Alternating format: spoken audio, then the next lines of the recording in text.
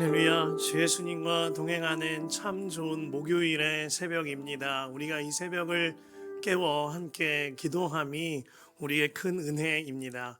우리 함께 찬송가 488장 이 몸의 소망 무언가 함께 힘차게 박수하며 찬양하겠습니다.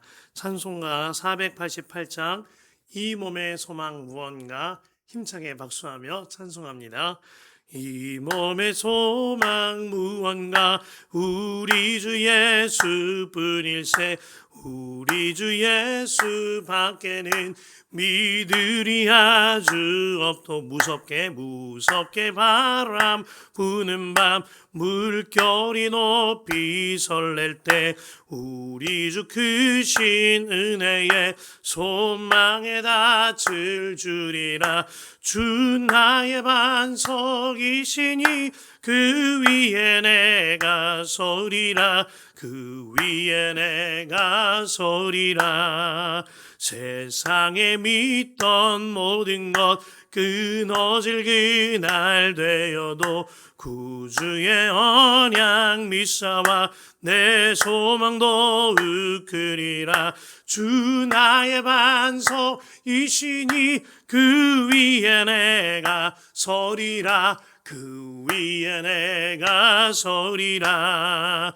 바라던 천국 올라가 하나님 앞에 배울 때 구주의 의를 힘입어 어여시 바로 서리라. 주 나의 반석이시니 그 위에 내가 서리라. 그 위에 내가 서리라. 아멘. 이 시간 우리 함께 먼저 주님의 나라와 주님의 의를 구하며 함께 기도할 텐데요. 오늘은 우리 한국 교회를 위하여 함께 기도해 주시길 바랍니다. 특별히 한국 교회를 위해 기도할 때 두 가지, 한국 교회 안에 은혜로운 예수동의 운동과 또한 3040 목회자들을 중심으로 모여지는 원미니스트리를 위해서 함께 기도해 주시길 바랍니다. 특별히 예수동의 운동을 통하여서 오직 예수님만 바라보고 예수님만 갈망하며 예수님을 주인으로 모시고 사는 그러한 성도들과 목회자, 그러한 교회가 더욱더 놀랍도록 세워지게 하여 주옵소서. 특별히 목요일 저녁 8시마다 온라인으로 또 현장에서도 진행되는 이 예수동행 집회 가운데에 성령의 충만함을 더하여 주셔서 이에 동참하는 모든 이들, 섬기는 이들이 주 예수님과 동행하는 하나님의 나라를 사는 역사가 있게 하여 주옵소서. 또한 3040 목회자들을 중심으로 모여지는 원미니스트리를 위해서 기도해 주시길 바랍니다. 이를 섬겨주시는 모든 멘토를 비롯한 스태프들, 그리고 또 이에 동참하는 모든 목회자들이 오직 주님만을 바라보고 주님만을 의지하는 목회자들 되게 하사 한국교회에 허락하신 부흥의 마중물의 역할을 감당하는 역사가 있게 하여 주옵소서. 이 시간 우리 한국교회를 위하여, 한국교회 안에 예수동의 운동과 원미니스트리를 위하여 주여 한번 간절히 기도합니다. 주여, 나의 하나님, 나의 아버지 하나님, 나의 주님 감사합니다. 주님을 바라보며 간구하오니 주여 역사하시고 인도하여 주시옵소서. 하나님, 우리 한국교회 가운데에 주님의 나라와 주님의 뜻이 오롯이 이루어지는 역사가 있게 하여 주시옵소서. 하나님 아버지, 특별히 우리 한국교회 안에 허락하여 주신 예수동의 운동과 또한 3040 목회자들을 중심으로 모여지는 원미니스트리를 주님 손에 올려드리며 기도합니다. 하나님, 예수동의 운동을 통하여서 예수님만 한 분만 바라보고 예수님을 주인으로 모시고 살며 예수님과 동행함으로 어디나 하늘나라를 사는 성도들과 목회자와 교회가 더욱더 세워지게 하여 주셔서 정말 하나님의 나라가 누려지는 한국교회가 되게 하여 주옵소서. 하나님, 3040 목회자들 중심으로 함께하고 있는 우리 원미니스트리를 주님 손에 올려드립니다. 이에 동참하는 모든 목회자들과 이를 섬기는 멘토를 비롯한 모든 목사님들 가운데에, 스태프들 가운데에 은혜를 더하사 하나님, 한국교회의 부흥의 마중물의 역할을 감당하는 역사가 있게 하여 주시고 오직 주님만을 의지하는 목회자들이 더욱더 세워지는 놀라운 역사가 있게 하여 주시옵소서. 하나님, 그리하여 우리 한국교회가 진정으로 부흥되게 하시고 오직 주님만을 의지하는 한국교회가 되게 하여 주옵소서. 아버지 감사합니다. 주여 역사하소서. 주여 인도하소서. 사랑과 은혜가 풍성하신 하나님 아버지, 참 감사합니다. 우리가 이 새벽에 먼저 주님의 나라와 주님의 의를 구하고 기도하며 우리 한국교회를 위하여 기도하게 하심에 감사합니다. 하나님, 특별히 우리 한국교회 안에 예수동행 운동을 허락해 주심에 감사합니다.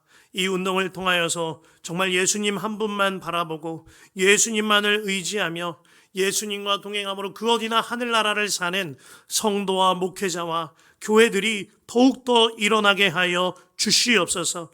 특별히 오늘 저녁에 매주 목요일 저녁 8시마다 예수동행 집회가 온라인으로 현장에서 진행되는 가운데 있사오니 이에 많은 이들이 동참하게 하여 주시고 많은 동참하는 이들 가운데에 예수님을 바라보는 눈이 열려지고 예수님과 동행하는 삶이 이루어지는 역사가 있게 하여 주시옵소서.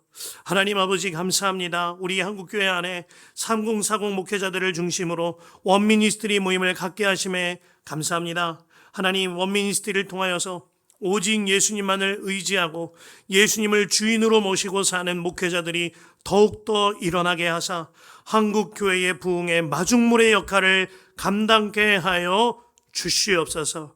하나님, 오늘도 예레미야 애가 4장 말씀을 통하여 우리에게 말씀해 주실 때에 우리의 마음이 놀랍도록 달라지고 우리의 삶이 놀랍도록 달라지는 역사가 있게 하여 주옵소서. 하나님 감사합니다. 오늘 새벽 기도도 주님 손에 올려드리며 예수님의 이름으로 기도합니다. 아멘. 오늘 하나님께서 우리에게 주시는 말씀은 예레미야 애가 4장의 말씀입니다. 우리 예레미야 애가 4장의 말씀 봉독은 3절부터 14절과 그리고 20절부터 22절까지 함께 하도록 하겠습니다. 예레미야 애가 4장의 말씀 봉독은 3절부터 14절과 20절부터 22절 함께 하도록 하겠습니다.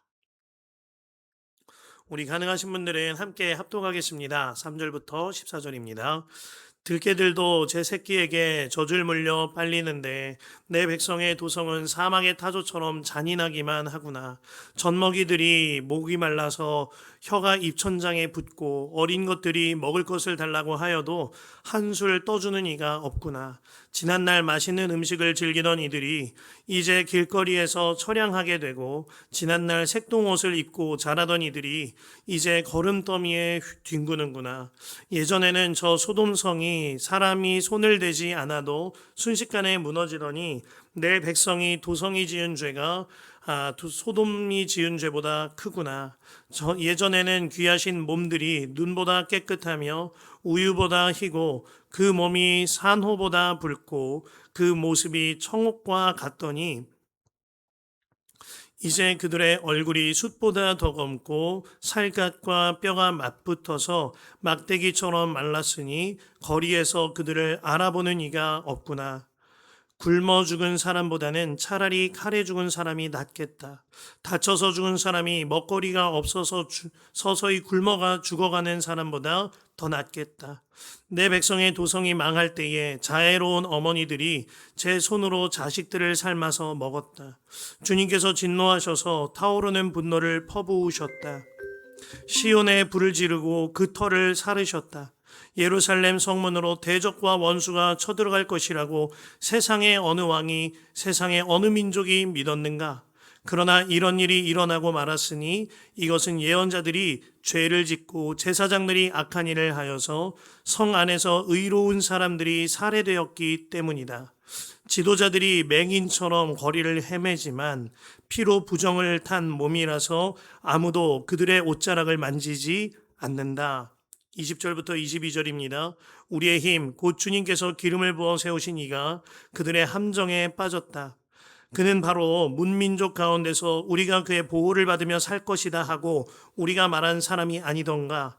우스 땅에 사는 딸 에돔아 기뻐하며 즐거워할 테면 하려무나. 이제 내게도 잔이 내릴 것이니 너도 별수 없이 취하여 벌거벗을 것이다.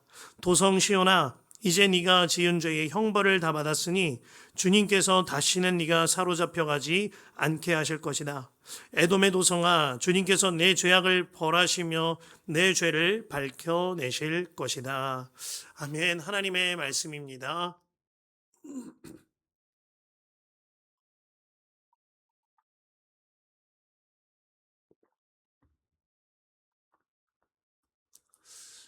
주 예수님과 동행하는 참 좋은 목요일의 새벽입니다. 우리가 함께 한국교회를 위해 기도하면서 함께 기도하였듯이요. 예수동행 운동, 그 가운데 오늘 저녁 8시에 온라인으로 예수동행 집회가 진행됩니다. 모두들 함께 하셔서 큰 은혜 받으셨으면 좋겠고요. 예수님과 동행하는 그 삶이 여러분에게 완전하게 이루어지시기를 간절히 축복합니다. 오늘 말씀 절망의 끝에서 소망을 보다 라는 제목으로 말씀을 나눕니다. 그 우리나라가 일제강점기를 지날 때 중국과 우리나라를 오가면서 선교 사역을 감당하였던 미국 북장로 교회의 파송 선교사였던 윌리엄 뉴튼 블레이어 선교사님이 있습니다. 그의 한국 이름은 방위량 선교사인데요. 그는 특별히 우리 일제 강점기에 25세 나이로 조선 선교사로 함께하며 온 힘 다해 조선을 위하여 주님의 나라 확장을 위하여 섬겼던 선교사님입니다. 그가 1907년 평양 대부홍 운동 당시에 강력한 회개 운동이 일어났을 때 설교를 담당한 선교사이기도 하지요. 그가 1900년대에 우리나라의 놀라운 부흥의 역사를 두고요. 우리 민족이 겪은 불행과 절망이 오히려 우리나라의 부흥의 이유라고 밝힌 일이 있습니다. 그러면서 그가 이와 같이 글을 씁니다. 그들이 슬퍼하는 것을 볼 때 건장한 남자들이 망국을 슬퍼하며 눈물을 흘리는 것을 볼 때 참으로 동정을 금할 수가 없었다. 그들은 내게 와서 이렇게 물었다. 우리같이 가난하고 비참한 민족이 또 있습니까? 그러나 이것은 그들의 눈이 열려 있다는 것을 의미한다. 그들은 자신들이 멸시와 천대를 받고 있다는 것을 알고 있었다. 화살이 한국 민족의 영혼을 뚫고 들어갔다.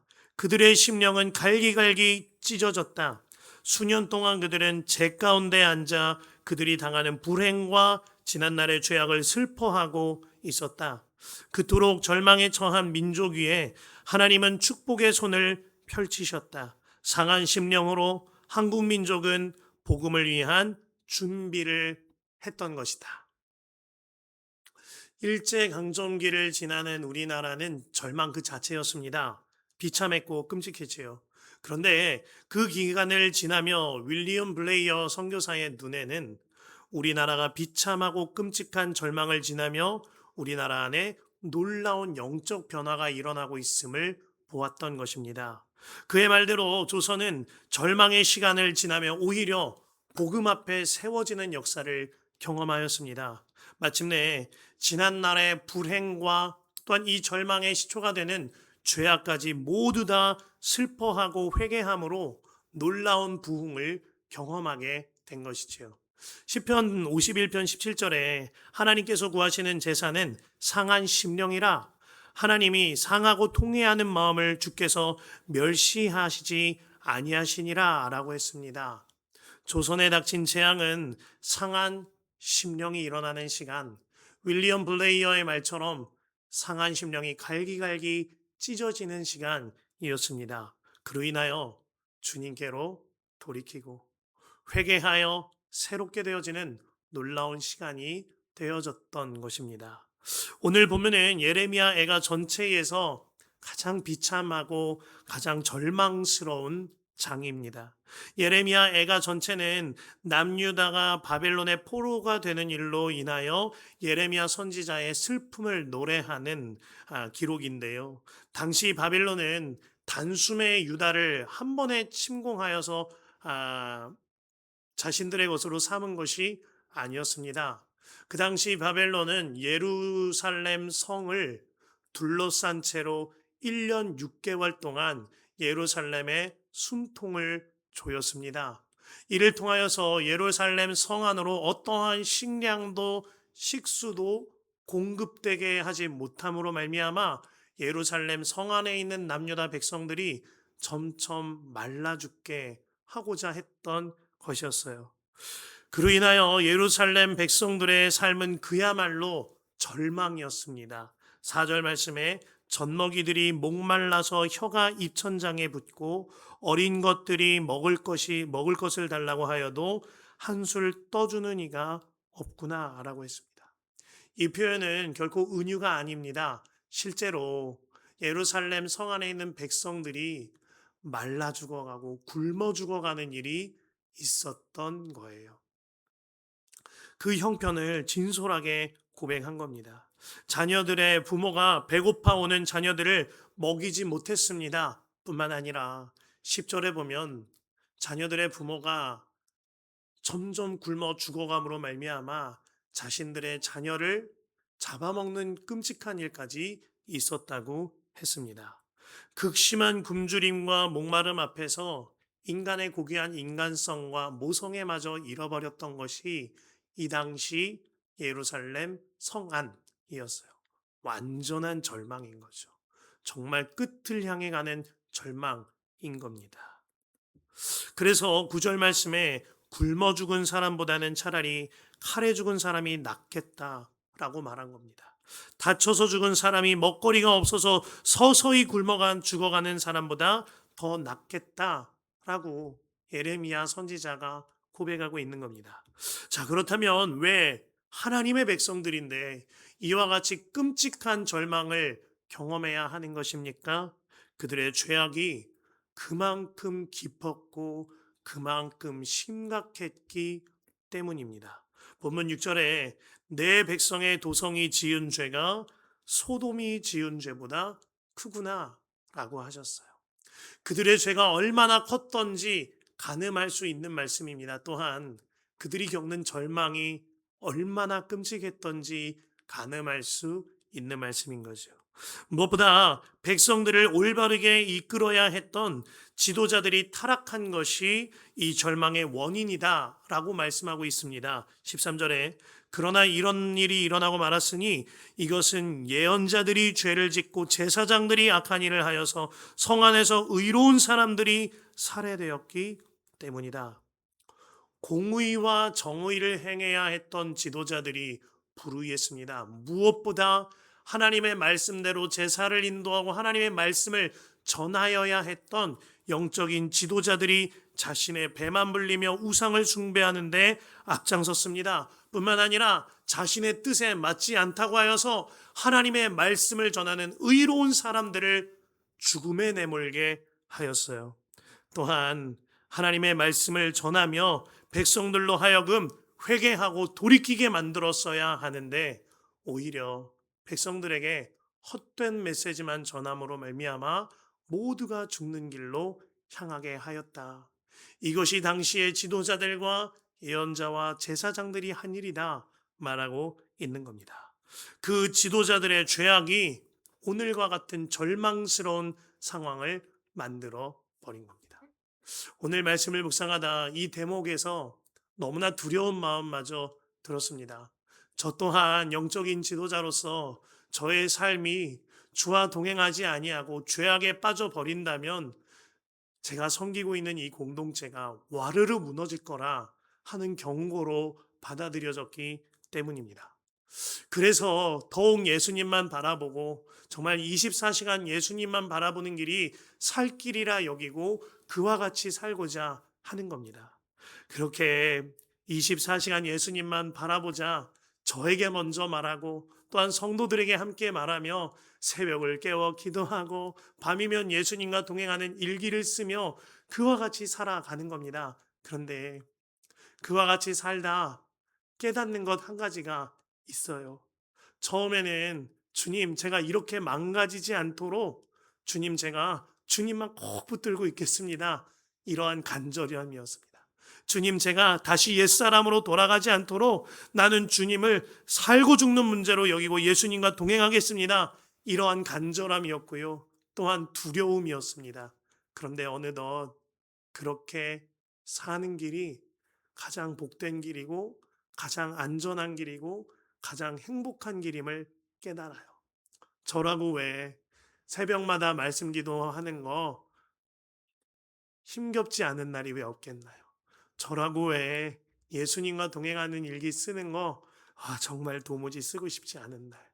이날만은 피해가고 싶은 날 왜 없겠나요? 그런데 그 길이 저에게 가장 안전한 길인 것이 믿어지니. 그 길이 저에게 가장 행복한 길임이 깨달아지니. 그리고 그것이 저와 우리 공동체를 지키고 함께 살게 하고 함께 행복을 누리게 하는 길임이 믿어지니. 그 삶을 도무지 포기할 수가 없는 거예요. 오스왈드 챔버스 목사님이 하나님에 관한 놀라운 점은 구분을 두려워하면 다른 아무것도 두려워하지 않게 된다라고 했는데 참말이었습니다. 그래서 오늘 말씀을 준비하면서도 주님께 기도하게 되었습니다. 주님, 저에게 때때로 엄습하는 두려움이 있습니다. 내가 망가지면 어떡하지? 내가 무너지면 어떡하지? 그러나 그 두려움을 넘어 주님을 경외함으로 그로 말미암아 주와 동행하며 가장 안전한 길로 가장 행복한 길로 저와 저희 공동체가 함께 향하게 하여 주십시오. 간구하게 되었어요. 이처럼 주님을 경외하며 주님과 동행하며 행복을 누리는 길 성도 모든 여러분들이 함께 걷게 되시기를 간절히 축원합니다. 여러분 모두가 여러분의 공동체의 영적 지도자임을 깨달으셔야 합니다. 여러분 가정에 여러분이 영적 기둥이세요. 여러분의 일터와 삶의 현장 가운데에 여러분이 기도의 사람이고 여러분이 바로 영적인 지도자입니다. 베드로전서 2장 9절 말씀에 너희는 택하신 족속이요 왕 같은 제사장들이요 거룩한 나라요 그의 소유가 된 백성이라고 하였습니다. 여러분의 속해 가운데 가정 가운데 일터와 삶의 현장 가운데 여러분이 왕 같은 제사장으로 영적인 지도자로 세워져 있어요. 그러면 이제 성도 여러분들의 삶 또한 여러분들이 함께하고 있는 그 공동체가 살고 죽는 문제임을 깨달아야 하는 것입니다. 그리하여 이제는 정말 두려운 마음을 넘어서서 주님을 경외하고 주님과 동행함으로 행복한 삶을 살 뿐만 아니라 행복한 공동체의 통로가 되어져야 하는 것이죠. 본문 20절 말씀에 우리의 힘, 곧 주님께서 기름을 부어 세우신 이가 그들의 함정에 빠졌다. 그는 바로 문민족 가운데서 우리가 그의 보호를 받으며 살 것이다 하고 우리가 말한 사람이 아니던가 라고 하였습니다. 이 말씀은 그 당시 지도자 중에 가장 높은 지도자였던 왕이 무너졌다라는 의미입니다. 백성들은 왕을 의지하면서 어떠한 왕에 대한 기대가 있었는데요. 그 왕마저 바벨론 포로로 잡혀가고 두 눈이 뽑힌 채로 비참한 형편이 되어져 버렸어요. 우리도 우리가 의지하는 어떠함이 있지 아니한가요? 그런데 우리가 왕으로 모셔야 할 분 주님이신 거죠. 우리에게는 왕 중에 왕 되신 주님이 함께 하십니다. 그러면 이제 정답이 있는 거예요. 이 당시에 무너졌던 지도자들을 반면교사 삼아서 나는 이제 정말 주님의 뜻대로만 사는 것입니다. 그리고 또 한 가지, 우리의 왕 중에 왕 되신 주님만 의지함으로 주님께서 이끄시는 대로만 이끌림 받는 삶을 사는 겁니다. 그 길이 내가 살고 또 우리 가정과 속해와 일터와 우리가 공동체가 함께 사는 길인 것입니다. 1948년 루마니아 공산당 비밀 경찰에 의하여서 투옥되어 20년 가까이 옥살이를 치렀던 리처드 범브란트 목사님이 있습니다.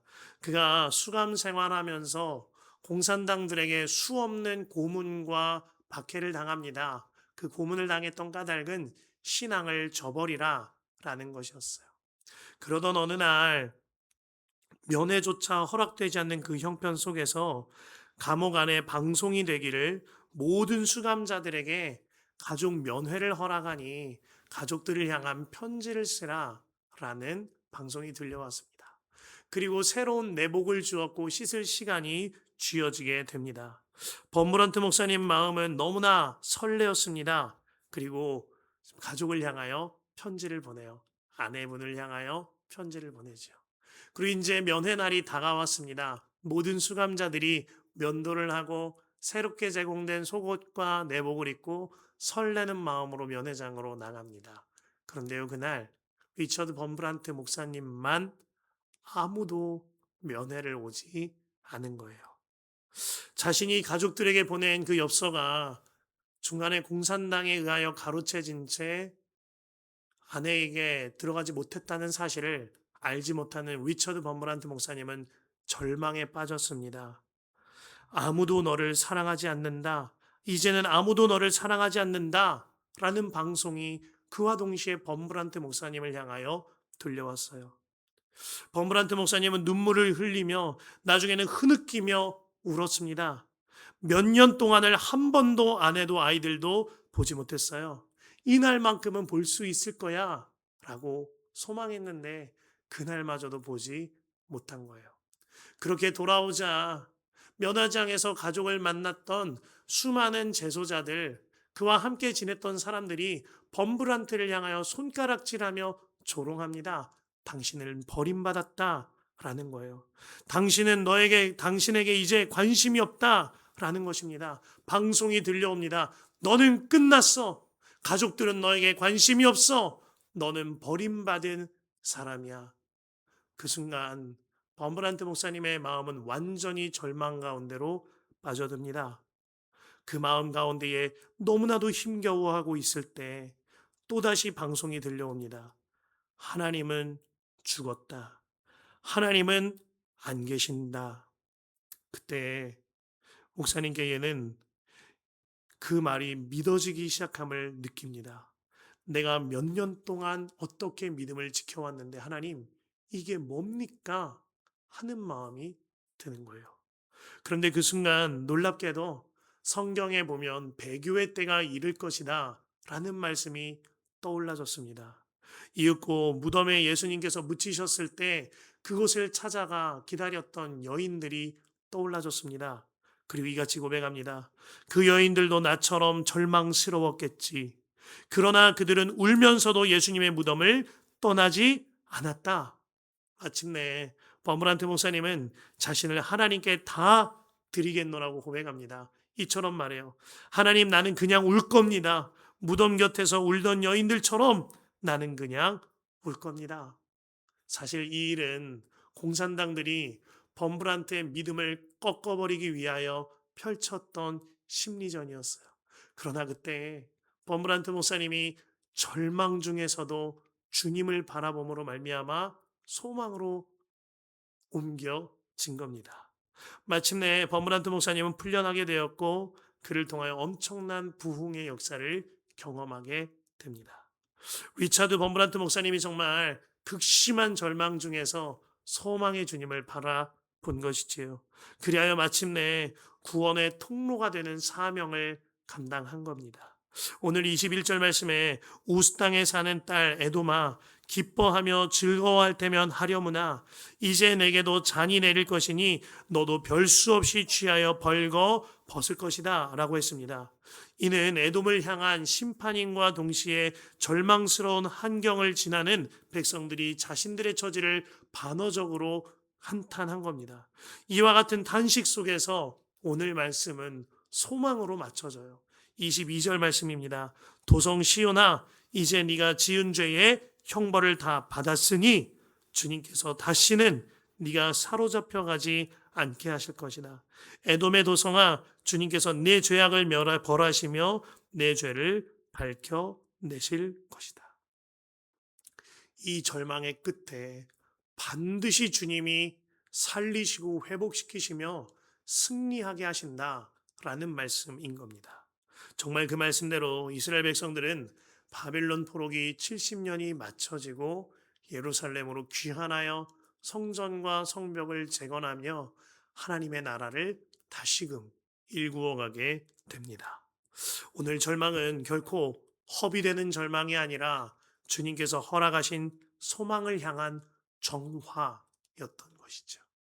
주님 안에 사랑하는 성도 여러분, 절망 속에 있을 때 가장 먼저 철저하게 나를 점검하고 나를 돌아보며 돌이키는 길로 인도함 받으시길 바랍니다.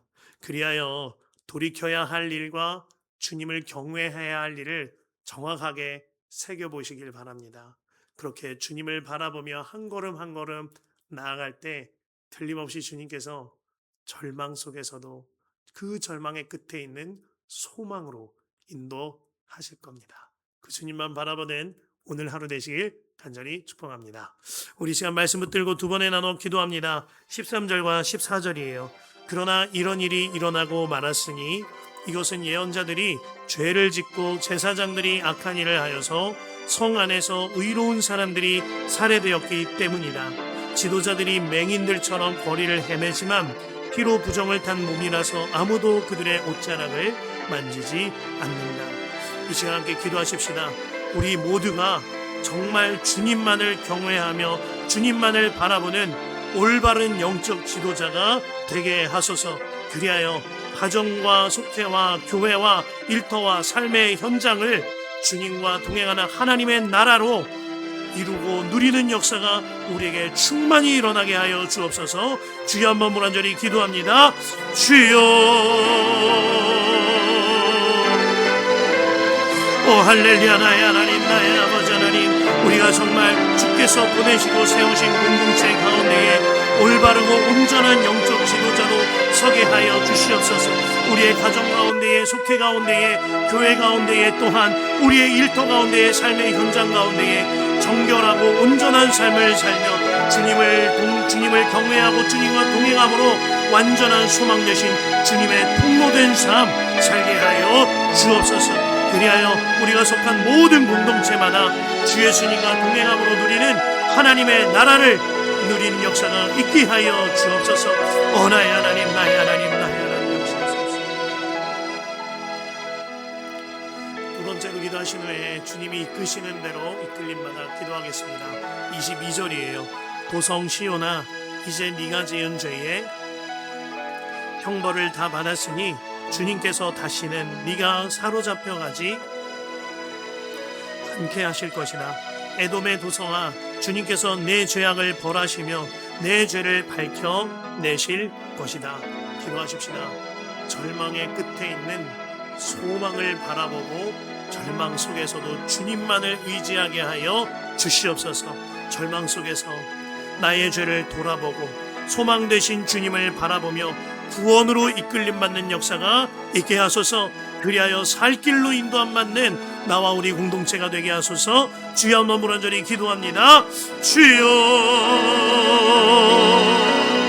주여, 할렐루야. 하나님 아버지, 하나님 아버지, 우리가 절망의 끝에서 소망을 노래하는 역사가 풍성히 누려지게 하여 주시옵소서. 하나님, 절망 속에서 나의 죄를 돌아보고 소망 되신 주님을 바라보며 구원으로 이끌림 받는 역사가 있게 하소서. 그리하여 살 길로 인도함 받는 나와 우리 모든 공동체가 되게 하여 주시옵소서. 나의 하나님, 나의 하나님, 나의 하나님, 주여, 절망의 끝에서 소망을 보는 역사가 우리 모두 가운데에 있게 하여 주옵소서. 나의 하나님, 아버지 하나님,